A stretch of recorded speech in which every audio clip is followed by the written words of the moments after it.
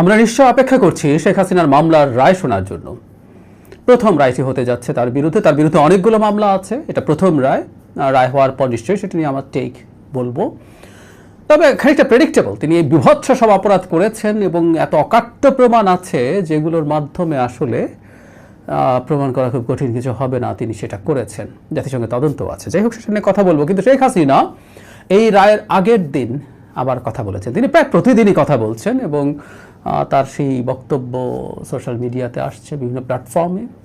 নিষেধাজ্ঞা থাকলেও এগুলো চলে আসে এখন, যেহেতু সোশ্যাল মিডিয়া আমি শুনি।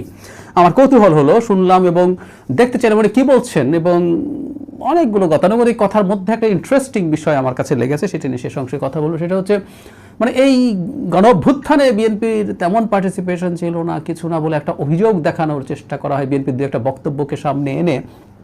কিন্তু শেখ হাসিনা স্বীকৃতি দিচ্ছেন আসলে তার বক্তব্যের মাধ্যমে বিএনপি এবং জনাব তারেক রহমান কীভাবে এর মধ্যে ইনভলভ ছিলেন। আমি তিনি যা যা বলেছেন, কয়েকটা কন্টেন্টের কথা একটু বলি। তিনি বলছেন তার দল ক্ষমতার পকেট থেকে বের হয়নি, জনগণের মধ্য থেকে তৈরি হয়েছে। কথাটা ভুল না, আমেরিকার জন্ম সেটাই, কিন্তু পরবর্তীতে তিনি দলটাকে যেই জায়গায় নিয়ে গেছেন, নিজ হাতে এই দলটাকে তিনি ধ্বংস করে দিয়েছেন।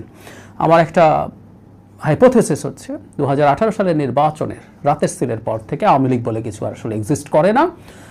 আওয়ামী লীগ দলটার মৃত্যু ঘটেছে ওদিন রাতেই। তিনি 32 নম্বরের সামনে নারীকে পেটানোর কথাটা এনেছেন। আমি আগেও একদিন বলেছি যে এই ধরনের কাজ করা খুবই গর্হিত এবং এই কাজগুলো করার মাধ্যমে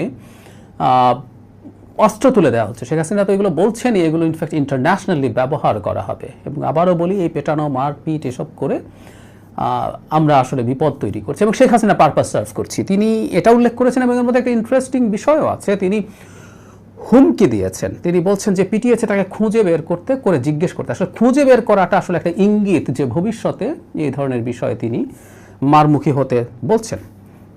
তিনি প্রসিকিউটরদেরকে হুমকি দিচ্ছেন, দেয়ারই কথা, তার বিরুদ্ধে যারা কাজ করেছে সেটা দেখাবেনি, হুমকি দেবেনি।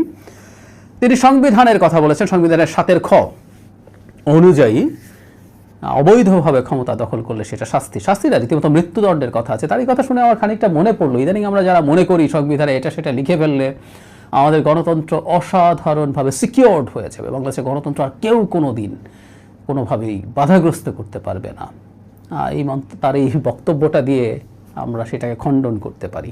আমি প্রয়োজন নেই বলছি না, কিন্তু অতি স্যাটিসফাইড হওয়ার কিছু নেই। শেখ হাসিনা ক্ষমতায় থাকাকালীন সময় প্রায় বলতেন, অবৈধভাবে ক্ষমতা দখলের পথ বন্ধ করে দিয়েছি, সংবিধানের 7 খ গণতন্ত্র সংশোধনীতে যোগ করেছিলেন, কিছু আসে যায় না। তিনি মানবতা বিরোধী কাজ করেননি, তিনি রাদার মানবতার পক্ষের কাজ করেছেন। 10 লাখ রোহিঙ্গাকে দেশে আশ্রয় দিয়েছেন। এর চেয়ে বড় মানবতার কি আছে? মনে পড়লো, আহারে, একটা নোবেল পাওয়ার জন্য কত চেষ্টা, বিশেষ করে সেই নোবেলটা যে নোবেলটা ডক্টর ইউনুস পেয়েছেন, শান্তিতে নোবেল, কত চেষ্টা। আমার মনে পড়ে তার সামনে কতগুলো ভাঁড় যেত। সাংবাদিক নামের এক ভাঁড় একবার বলছিলেন যে এটা নিয়ে অনেক লবিস্ট ফার্ম নিয়োগ করা হয়, আপনি কি লবিস্ট ফার্ম নিয়োগ করেছেন কিনা, করলে ভালো হয়। বহু বছর সাংবাদিকতা করা, সম্পাদকের দায়িত্ব পালন করা ভাঁড় এরকম কথা বলেছিলেন। শি গট ক্রেজি এবং তাকে কেউ বুদ্ধি দিয়েছিল এটা করার মাধ্যমে নোবেল পাওয়ার পথে তিনি এগোতে পারবেন, কিন্তু না, হয়নি। বরং আমাদের উপর একটা বড় বিপদ তিনি ডেকে নিয়ে এসেছিলেন। তিনি গুলির ক্ষেত্রে বলছেন, এখানে তিনি জামাত, বিএনপি, এনসিপি সবাই মিলে গুলি করে মানুষ হত্যা করেছে, অন্য কেউ করেননি। এখানে একটা জিনিস তিনি সামনে এনেছেন, সেটা হচ্ছে আবু সাঈদের সাক্ষ্য, বাবার সাক্ষ্য এবং তার পোস্টমর্টেম। আমি জানি না, তার বাবা নাকি এই ট্রাইব্যুনালে বলেছেন সাঈদের মাথার পেছনে গুলি ছিল। আমি শুনিনি এই পুরো ব্যাপারটা, এই ব্যাপারটা একটু চেক করে দেখা দরকার হতে পারে। যাই হোক, তিনি সেটা এনেছেন এবং এনে দাবি করেছেন যে জাহিদকে আমরা যেভাবে মারা যেতে দেখছি সেটা সঠিক না। খুব অবাক লাগে, মাঝে মাঝে আল্লাহর নাম নেন তিনি, শেখ হাসিনার মুখে আল্লাহর নাম, ভূতের মুখে রাম রামের মতো। তিনি আল্লাহ তাকে বাঁচিয়ে রেখেছেন, একদিন মৃত্যু দিবেন, কিন্তু তিনি দেশের জন্য এটা সেটা করবেন, আবার আসবেন। ওনার দিকে আসার পথ অনেকে বারণ করেছে, আমরা তো চাই তিনি আসুন। তিনি মনে করছেন তিনি সব নিয়ন্ত্রণ করে ক্ষমতা নিয়ে তারপর দেশে আসবেন, তার প্রভু ভারত তাকে ক্ষমতায় বসাবে। তিনি তার লোকজনকে পালিয়ে বেড়াতে হচ্ছে বলছেন, তিনি পাই করে হিসাব নেবেন। এই কথাটা যখন শুনি, আগেও বলেছেন, এটা প্রায় মনে পড়ে তার বিভৎস অপশাসনের জন্য বিএনপির লক্ষ লক্ষ কর্মীকে কেমন জীবন কাটাতে হয়েছে চোখের সামনে দেখেছি, গল্প শুনেছি।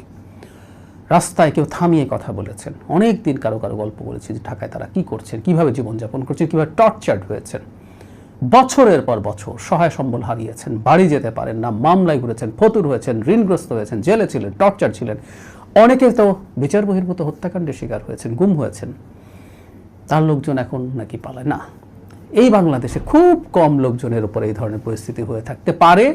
কিছু মামলা হয়েছে কিন্তু ফেরত যায়, কোনো অন্যায় আসলে মানে শেষ হয়ে যায় না। যদিও তিনি পালাতে পেরেছেন, তাকে দৌড়ঝাঁপের মধ্যে থাকতে হচ্ছে না, তিনি আরামেই আছেন ওখানে। তারপর আমি প্রায় বলি শেখ হাসিনা বেঁচে আছেন এবং ক্ষমতায় নেই, এটা তার মৃত্যুর চাইতে খারাপ জিনিস। তিনি সেই জায়গায় আছেন।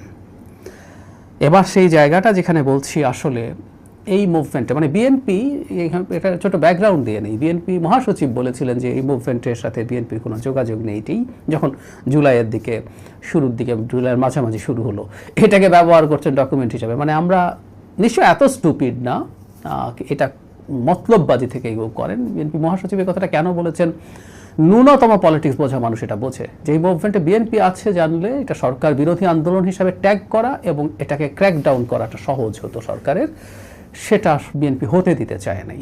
এরপর বলা শুরু হয়েছে বিএনপি এখানে ছিল না।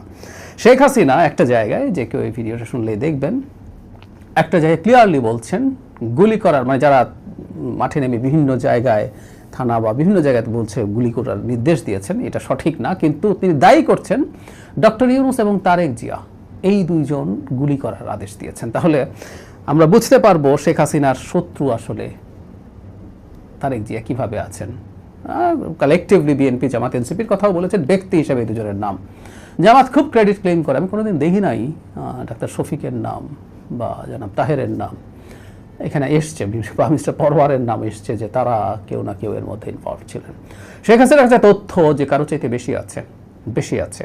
সুতরাং তারেক রহমানকে অ্যাকিউজ করা মানে তারেক রহমান গুলির নির্দেশ দিয়েছেন তা না, কিন্তু তারেক রহমান এই মুভমেন্টের সাথে, এই মুভমেন্টে বিএনপিকে পরিচালনার ক্ষেত্রে গুরুত্বপূর্ণ ভূমিকা পালন করেছেন, এতে কোনো রকম কোনো সন্দেহ নেই। শেখ হাসিনার বক্তব্যে এটা প্রমাণিত।